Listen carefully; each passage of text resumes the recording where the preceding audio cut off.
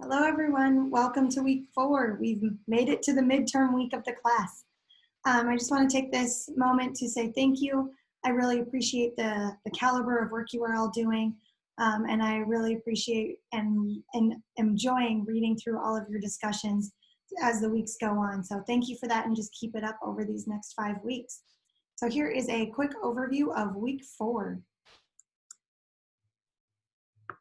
All right, so this week is all about cooperative relationships with other nations and how we look at achieving a balance between nations and the availability of resources.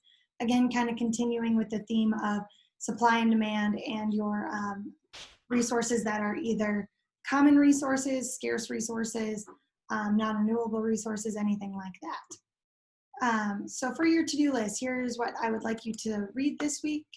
We're going to start by looking at some international trade more specifically. So again, it's the Lumen, the Boundless Economics text. So be sure you hit these key points as you're going through it. Look at the key terms, comparative advantage. Here's a bunch of reasons for trade. Look over those. Again, here's some more key points for the production possibilities curve or the production possibilities frontier. It can be called either one. That's this term right there. Basically just talks, that kind of tells you where your industry should be producing or your economy should be producing at if you used, right here, if you used up all your resources. Kind of knowing that, here we're underproducing, so we have unemployment, we have inefficiency. This X is not possible. Even if we used every resource we have, we couldn't reach that. So along this line is where we kind of want to be. Absolute advantage, know the difference between absolute advantage and comparative advantage. And they talk about widgets there, that's always fun. Defining comparative advantage, again, we're kind of looking at that some more. Oh, sorry, not comparative, competitive. Yes, comparative. And then there's competitive advantage right there, sorry. So know the difference between those as well. There's that little spot right there that says the difference. And then again, we've got more key points looking at the absolute versus comparative. So just kind of comparing the differences there. And then why it's beneficial to specialize. So specialization is kind of why trade exists. So it allows us to say, you know what, in South Dakota, we're not good at growing cotton. So let's not grow cotton. Let's grow corn, because that's what grows here, and let's trade. It allows us to specialize in what we have the advantage in. And then again, your last one, looking at the relationship between specialization and trade, what I kind of talked about, look over those key takeaways. And that's it for the international trade aspect. We're going to look at gains from trade, or you should look at the gains from trade. So obviously looking at exports, again, key takeaways.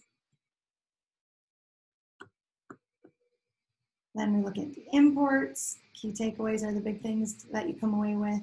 And these maps are kind of fun to look at too. But then also thinking about what are the costs of trade. It's not always the best thing to do, as you've kind of discovered when we talked about the World Trade Organization last week in your discussions.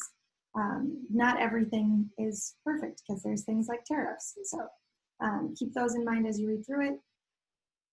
Look at the graphs a little bit. This one especially, I guess there's only really one, but looking at how it changes your producer surplus with a tariff. So instead of operating here, we're seeing a tariff, so we're seeing that the producer surplus decreases, even though this is where we want to be. We're not there. So just kind of look at those, see if you understand it. If you have questions and you want me to explain it more, I can always record a video that I would go more in depth in explaining this graph to you if you're still not getting it. So please just let me know. All right, so that's gains from trade. The next one just talks about the US in the global economy. Again, why it's important. Look at your key takeaways. The balance of trade. This goes into what actually goes into the national accounting model. So you're looking at GDP, you're looking at your consumption, investment, government spending, and net exports. So look at that a little bit. And that's all we got for that one. All right, resource distribution. Here's just an article to look at for thinking more on how we distribute those, not just trade-wise, but this is from a 1.5 years ago, so how are resources distributed and why? I guess it's not too long of an article, you should be able to read it, but just kind of look, another thing I want you to look at is how it's led to the redistribution of not just resources, but wealth in general. Let's see. And the last thing is what is called glocalization. So we've been talking a lot about globalization. Well, then there's what's called glocalization. And what that is it's you're thinking, you've got a company that thinks globally, but acts locally. Or you could do it the opposite way and say you think locally, but act globally. No, you're thinking globally, acting locally. So what that means is, like this example that Investopedia uses just to kind of explain it to you is cars that are sold around the world adjust to meet local criteria. So you have to meet emission standards and what side the steering wheel is located on. We drive cars that are on the steering wheel's on the left side, but you can have that same car where it's on the right side in another country. So that's kind of what glocalization means. And the reason we're kind of looking into this is that there is research going on right now showing that the COVID-19 pandemic has actually caused glocalization and that thought process to speed up. Not just creating products that meet specific standards or that adjust to the local economy, but it's just thinking about even having your industry meet that local economy. So, and I'll explain more about that later. Here's some more resources, some world maps if you want to look at those and use those at all. They've just got some really cool things here to look at. These are really sad things right now, but if you look at consumption, poverty, production, you can check those and we'll show you different multi-dimensional poverty maps. So go ahead and check those out, see if you can use them in any way this week. Again, continuing on with scarce resources, we've got this video of if the world were a village of 100 people. I don't know if you've seen it before or not, but it just kind of says if the world were 100 people and only 100 people, how would resources be split up? Who would get them? These next two videos are called The Poverty Cure. They're a little bit older. I think they were made in 2012 and 2013, but they're still relevant with the concepts of economics that are in it. Excuse me. So this first one's looking at charity that hurts. You wouldn't typically think that charity is going to hurt somebody, but it explains economically how it actually can. Their specific example is using a church, I believe, sending eggs to Rwanda after the genocide and how that actually hurt the local economy. So watch that one. This next one is talking about microfinancing, and I will actually add another link up here that explains what microfinancing is if you haven't heard about it. But it's basically, excuse me, looking at small loans to people in developing countries in order to help them create their own businesses or help them get through and build their economy and become a more developed country. And then these last ones are glocalization, or however you want to spell it.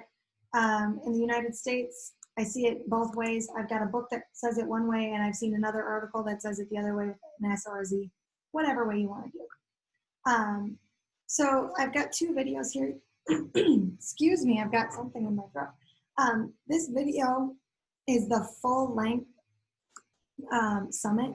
So this is what I was talking about, where they mentioned that globalization or globalization to glocalization is increasing because of the pandemic. So this one gives you the highlights of it. It kind of goes through. And what it is it's a summit done via Zoom or something like that, that you can see these people giving kind of what's happening in their area of the world. And I know they've got someone from Germany, someone from England on there. The person from England talks about Brexit and a bunch of those things. But this is just kind of the highlight. Here's the actual overall one. And my suggestion to you would be to not just watch the highlights, but look at this actual summit that took place and what these people are saying. And the tip, watch it in 1.25.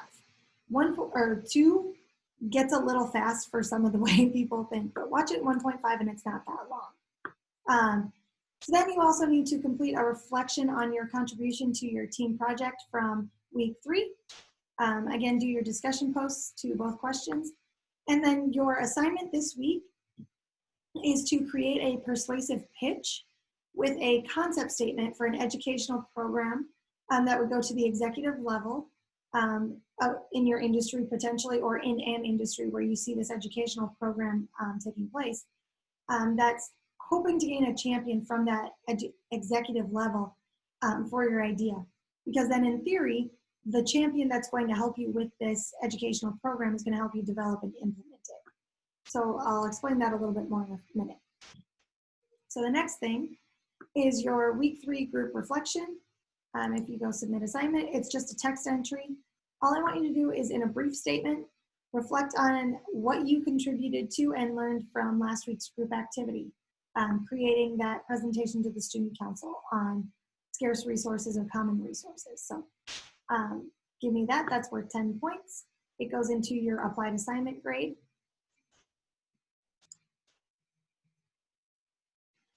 So this week for your first discussion, your first discussion is actually going to hopefully help you with your applied assignment. So actually we're going to come back to this after we go into the applied assignment to make it make sense. Otherwise it might not make as much sense. So your second one is about the globalization. I want you to try to identify some examples, try to find 2 to 5 of either a company or different products that you think attempt to think global and act local. So that, embody globalization. Don't use the car example because I use that example. So give me some other examples and kind of explain why they think global and act local. So your applied assignment for this week, you are going to envision an educational program concept. So you're gonna try to think of some sort of an educational program that can address the needs to help with access and availability of scarce resources. What you're gonna do is you're gonna come up with a concept statement. So what is this program gonna do? And that concept statement is going to be a part of your discussion. And then what you're gonna do for your applied assignment is you're going to actually pitch the program with the use of that concept statement, okay? So thinking about this, in the discussion, you're going to, come up with what you think it should be, and then your classmates are gonna help you kind of flush it out, develop that concept statement a little bit more. So as an example for what you might think of for your educational program, with the Rwanda case with the person or the church sending eggs over and the man losing his chicken farm and his hens, or selling them because the market was flooded, instead of maybe sending eggs, maybe your company could, or you or your church could provide an educational program to provide basic economic courses and education of other resources that farmers need or producers need. By doing this, it enables them to increase their business, and it should keep the developing world or their country developing instead of flooding the market with just simple donations. I hope that makes sense. If it doesn't, please go back and watch the poverty, or I hope that will make sense after you watch the Poverty Cure episodes. But let me know if you're not understanding or if I didn't explain this right. The other thing, again, let's go back to discussion 1.